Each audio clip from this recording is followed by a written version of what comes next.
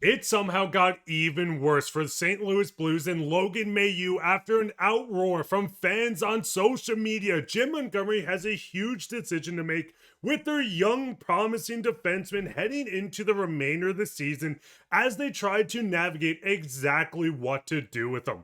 We're going to break down reports, fan reactions, and everything else on the Logan Mailloux situation that have fans talking. We're going to break down all this and so much more in this episode, so you're not going to miss it. So, Darius, let's just dive straight into it today, where we do get a lot coming from Logan Mailloux. You can see from Blues Views, a lot of things tonight I liked. Logan Mailloux isn't on the list. Too early to panic, but may need some time in Springfield. Early return on the trade isn't great, but it's always about the long-term outlook. Now, there's a lot looking at Logan Mailloux. If you're looking at some advanced stats, sometimes he does look good, having a good defensive game, but not playing well offensively. You bounce back and forth, and we haven't got a complete game out of Logan Mailloux in a trade when acquiring from the Montreal Canadiens. Now we're going to dive into exactly what they got for this and how it does look bad for the St. Louis Blues right now. But Darius, there is a lot to like on Mailloux and a lot to not like. I mean, going in to all pairings in the NHL with a minimum of 10 minutes played,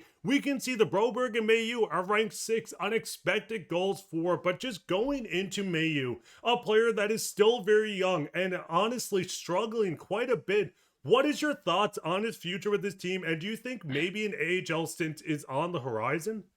Yes, and we all are looking at analytics and a small sample size, right? A lot of people might say this is a very small sample size, but they've only played a handful of games at this point. So we have to look at the data that we have, and it has looked pretty good when he has been playing with anybody other than Tyler Tucker, who also has had a rough start to the season. Obviously, we see it out there, the fan uproar right now that Logan Mailloux, and it's not just coming out of nowhere. You could look at the advanced analytics as well, like the impact score charts, and see that he's at the bottom with Tyler Tucker for the majority of the last couple of games, right? So that is a problem. Now, I think the biggest reason why people and listen again, we're not pulling it out of nowhere. It's happening. He hasn't been good to start the year, right? After we were talking him up on the channel for, the whole summer essentially. But I think a lot of this has to do with the start that Zach Bolduc is having in Montreal, right? He's having an unbelievable start to the season. He's putting up a lot of points. He's scoring goals, right? Here's the thing for me. I don't think Blues fans should panic yet. I get it. I get it, right? He's not playing well. You're expecting a guy to be very exciting if you were making a trade like that he would come out of the gate and be firing on all cylinders. This is a defenseman. He's never going to put up as many points as Zach Bolduc, who is playing top line minutes right now, essentially, or second line minutes with the Montreal Canadiens. Bolduc has NHL experience. Logan Mailloux really didn't coming into this year, just a handful of games. So didn't really have NHL experience. And he's kind of learning on the fly too. He's ready to be an NHL defenseman, but he's going to make some mistakes. So I think, I'm here to preach some patience. It's not good right now. It isn't. And I think if it bleeds into the 8, 10 games, something like that, then you're going to have to do something about it.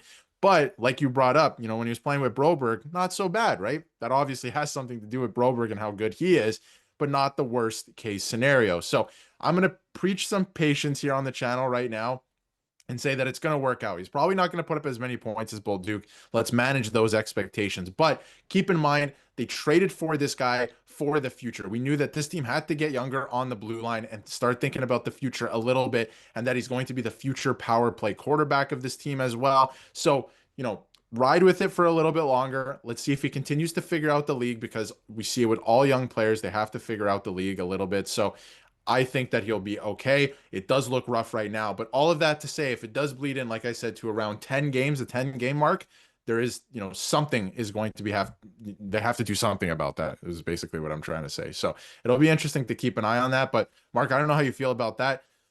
Not much to like right now, much to dislike, that's for sure, but we're 3 games in.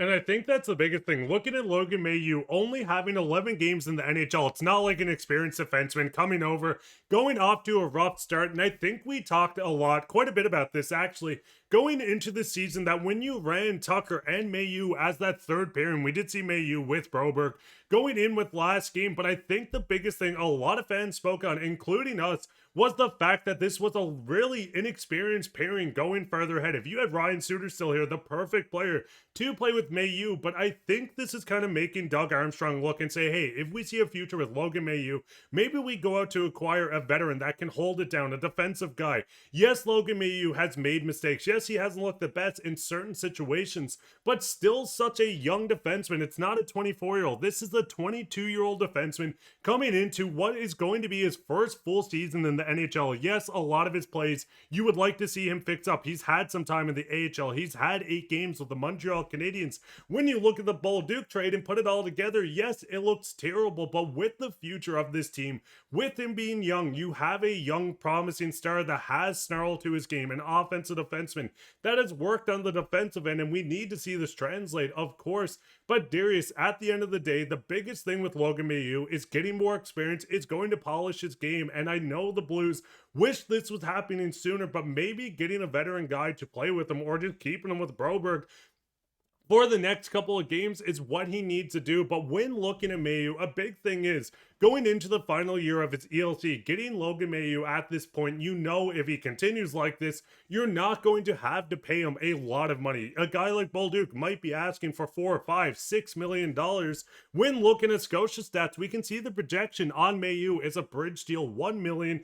Do you think this is the situation where they might look at and say, hey, we need to acquire someone to take over this spot on the third period? Or do you think Doug Armstrong could look and say, hey, maybe him and Tyler Tucker aren't working together. We know Monty loves Tyler Tucker. Why don't we go out and look for a new partner for Logan Mailloux, either internally or on the trade market? Well, I think the first step is looking for a different partner, try different pairings, right? They're both really good players. We've seen things out of Tyler Tucker in the past where you're like, okay, he looks like he's going to be a player. And same with Logan Mailloux, right? Like, again, he hasn't played that much at the NHL level, but in the AHL, he's going to be a player, right? I think he needs time to figure out the league. So maybe it's just that inexperience in a pairing that isn't working right now. Maybe explore other things. And like you brought up again, him and Broberg, Mailloux, did look pretty good, right? So there is something to like there. And obviously that might have more to do with Broberg, but that's the NHL, right? Sometimes you got to pair these inexperienced players with guys that have been there to settle things down. So ultimately, I think he'll be okay. He's a young player who's trying to figure out the league still. So I'm pumping the brakes for now, at least. I know people are going to be upset about it. Give him at least 10 games. But I think ultimately he's going to figure it out. I'm really hoping it doesn't get to the point where they're going to have to make a trade to fill that spot to kind of ride out the rest of the year, make the playoffs, make some noise in the playoffs and stuff like that. I do believe he's going to figure it out. That being said, again, it's not a really good situation right now. It does not look really good, and they're having to play with a couple things. But honestly, I was hoping that that pairing would, be very hungry, like there would be some upside there, but clearly so far, I think that you got to switch it up. It's clearly not working, and it might have something to do with just the pairing itself, not necessarily the players. So switch it up a little bit, see what you have there, and then take it from there. It's still very early in the season. A lot of lines are starting to, trying to figure themselves out too. We saw Snuggerud work out on the third line with Suter, right? Like, so things are still in motion. I would give it some time still. And see what happens from there. But if we reach like 10, 15 games into the season, that pairing's not working, and it just looks like Mayu is not ready for the NHL, then that's a problem. You're probably going to have to go out and make a trade. That's a little bit of a disaster scenario, that's for sure. But give him some time. I think he'll figure it out. There's tremendous upside there, and he's going to be a really good player in the future. And I think the big thing is, if this was a trade where they traded maybe a second or third round pick for Mayu and you didn't have another player having a hot start, I don't think the reactions would be so bad. But the biggest thing with Mayu, we know, playing with Philip Broberg, who's going to need a new contract at some point, that's going to cost a pretty penny. This is a team that's building something big for the future. They have young defensemen. Philip Broberg is still quite young, 25 years old. This is a young, inexperienced blue line, and I shouldn't say inexperienced. You have guys like Falk, Parayko, Fowler, all these guys, but you have a lot of young guys, not even in their prime yet. Blues fans, what is your thoughts on Logan Mailloux? If you take out the trade completely and you look at it just as him as a player, are you looking for a lot more out of him? Do you think once he gets into the 10 or 15 games, maybe they've reevaluated? What is your thoughts on everything? Let us know down below. And speaking on comments, we'll go straight into comments of the day. Coming from Insights, he says, Pew Suter is a Swiss Army knife. And listen, Suter was awesome last night, scoring a big one. But what is your thoughts on the Blues team? Who has stood out the most? Who has looked the worst? Let us know all your thoughts down in the comments, and you could be featured on Comments of the Day. While you're down there, leave a like, subscribe, share this with your friends. We'll be back in another episode, so keep your eye for that. And listen, we're going to be spamming live streams soon as well. So if there's a certain day, post-game, pre-game, anything like that you want us to do certain days, let us know in the comments as well. But I've been your host, Mark, with my co-host, Darius, and take care, Blues fans.